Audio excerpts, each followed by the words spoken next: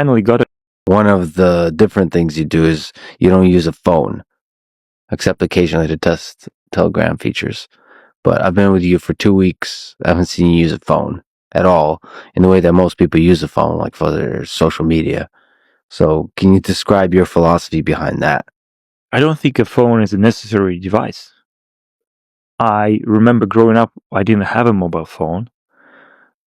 When I was a student at the university, I didn't have a mobile phone.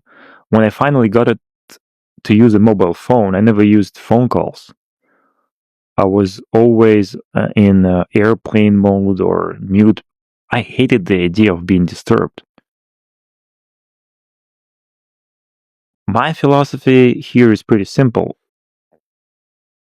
I want to define what is important in my life. I don't want other people or companies, all kinds of organizations telling me what is important today, and what I should be thinking about. Just set up your own agenda, and the phone gets in your way.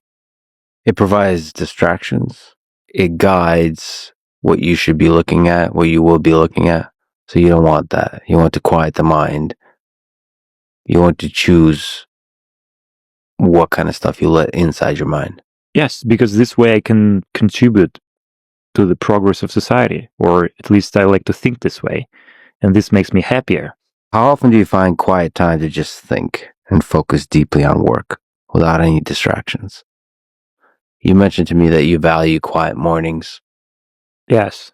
So the thing I'm trying to do, I try to allocate as much time as possible for sleep. Now, even if I allocate, say, 11 or 12 hours for sleep, I won't sleep for 11 or 12 hours. So what I end up doing is I end up lying in bed thinking. And some people hate it. They say, you have to take a sleeping pill, but I never take pills. I love these moments.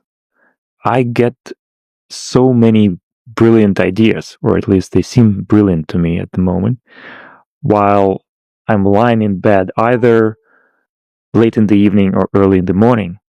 That's my favorite time of the day. Sometimes I wake up, I go take a shower, still without a phone.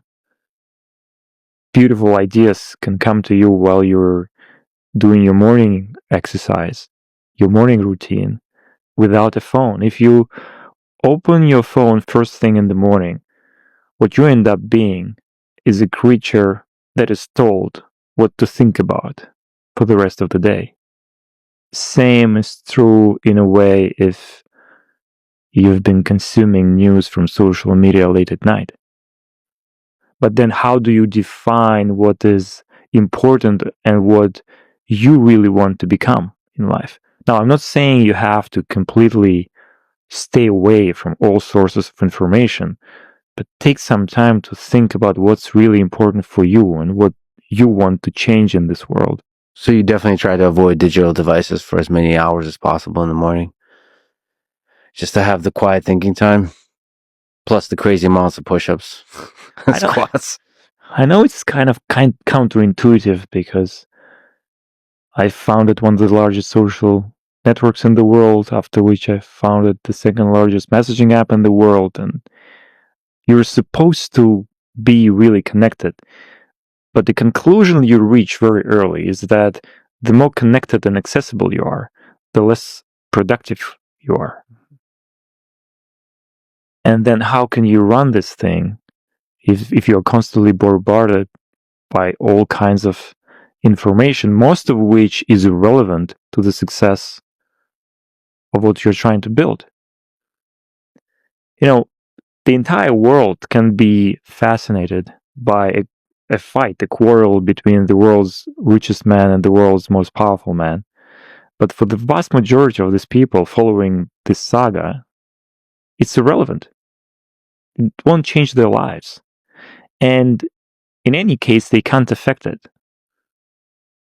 So it's a bit pointless. Of course, there are people who are engaged in activities that require them to be up to date of everything that's going on. But 99% of people aren't. Yeah, The internet, social media presents to us drama in such a way that we think it's the biggest thing in the world, the most important thing on which the tides of history will turn. But in reality, most things will not turn the tides of history. And so I guess our challenge is to figure out what is the timeless thing. What is the thing that's happening today that's still going to be true in 10, 20 years? And from that, decide what you're going to do. And that's very difficult on social media because everybody's outraged. The news of the day, whatever the quarrel is, that's the thing that's, everyone thinks the world will end because of this thing. And then another thing happens the next day. And they're trying to influence your emotions. Yeah. And that's how you get into trouble, because you can be forced to make conclusions that are not in your best interest. One of the different things you do is you don't use a phone, except occasionally.